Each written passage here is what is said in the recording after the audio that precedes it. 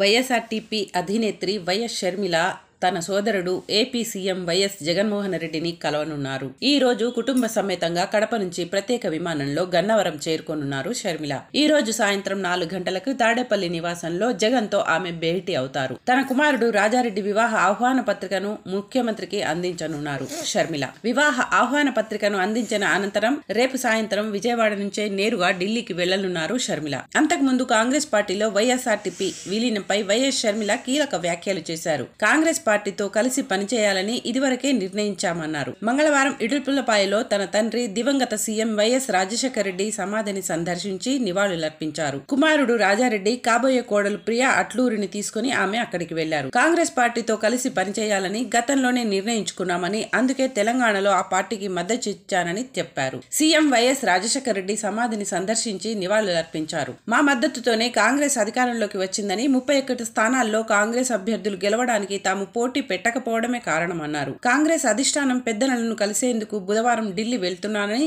2 రోజుల్లో అన్ని ప్రశ్నలకు సమాధానం చెబుతానని షర్మిల తెలిపారు. తన కుమారుడికి వివాహం నిశ్చయమైన సందర్భంగా వైఎస్ఆర్ ఆశీస్సులు తీసుకునేందుకు ఇడుపులపాయ వచ్చినట్లు వెల్లడించారు.